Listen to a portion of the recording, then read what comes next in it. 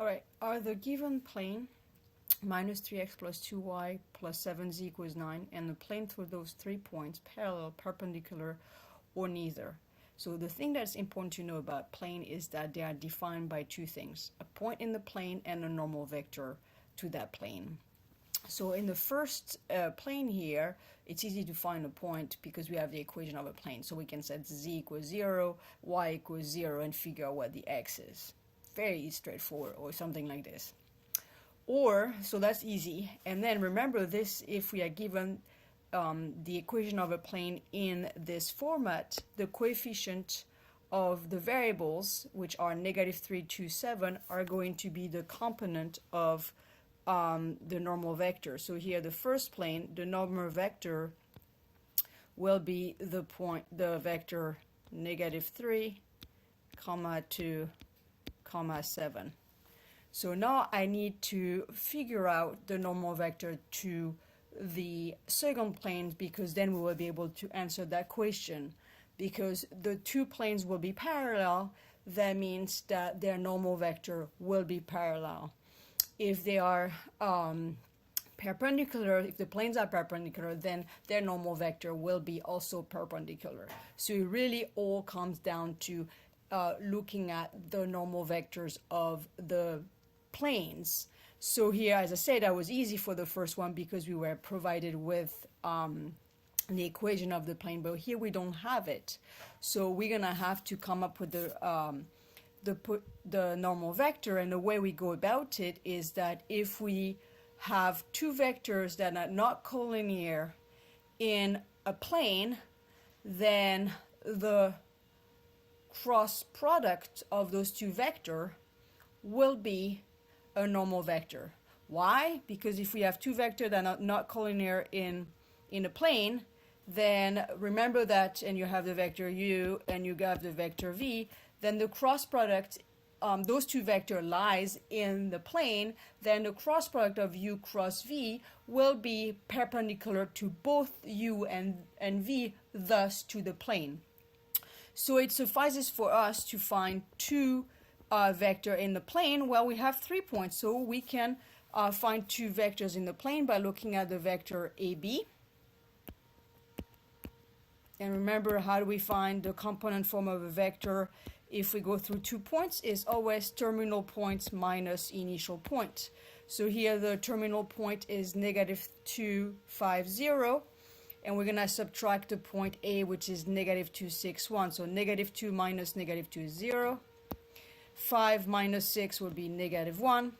And 0 minus 1 will be negative 1. So remember, if a vector is defined by 2 points, a terminal and initial, then the component form is always terminal point minus initial point. And I'm going to look at the vector AC. And here, the vector AC again is going to be the terminal point. So terminal point is C. So it's negative 1, 4, negative 3 minus the initial point, which is the point A, which is negative 6, 1, 1. Negative 6, 1, sorry. So negative 1 minus negative 2 is 1. 4 minus 6 is negative 2. Negative 3 minus 1 is negative 4. And we see that those two vectors are not collinear, they are not parallel. Why? Because they are not a multiple of one another.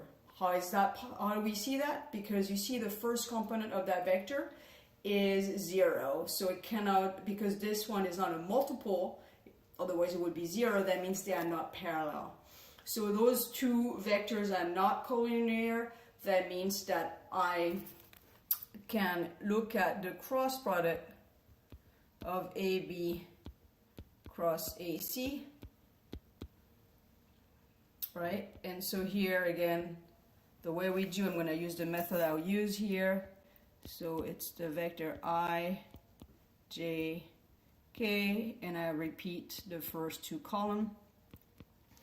And then the vector 0, negative 1, negative 1, 0, negative 1, 1, minus 2, minus 4, 1, minus 2.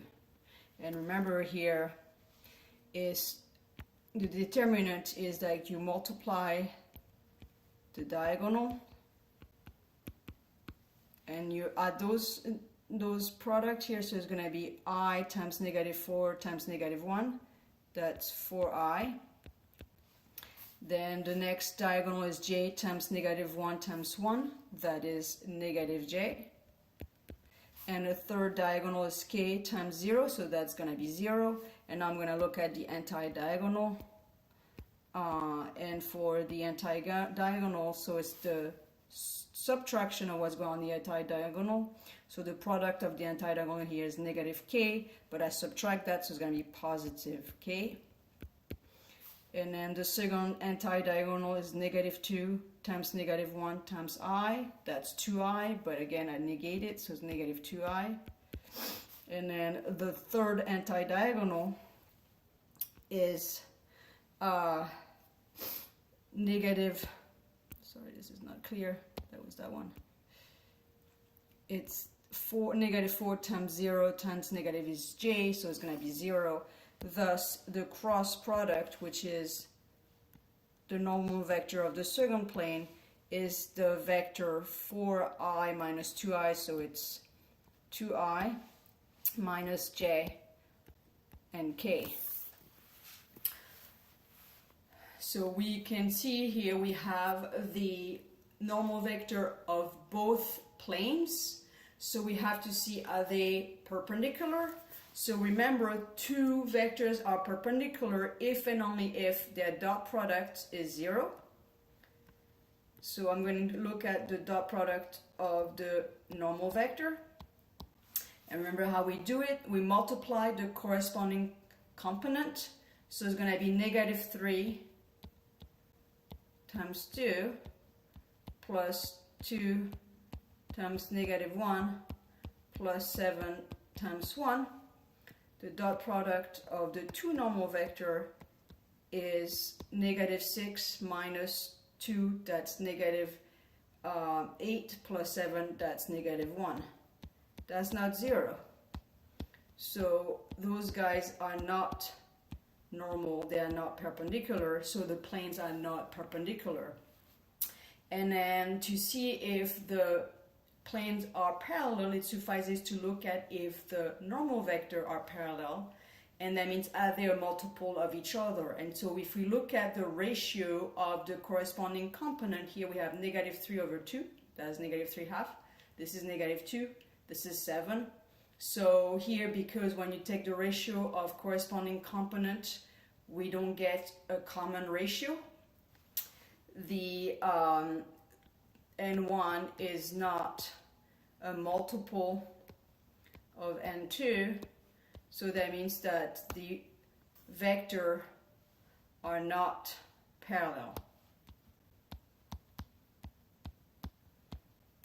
So that means that the answer here, that means the plane are neither perpendicular nor parallel. So again, to see if two vectors are parallel, it suffices to see if the vectors are a multiple. For that, you look at the ratio of corresponding component. If in the ratio is not the same, then that means there's not a common multiple, thus the vectors are not parallel.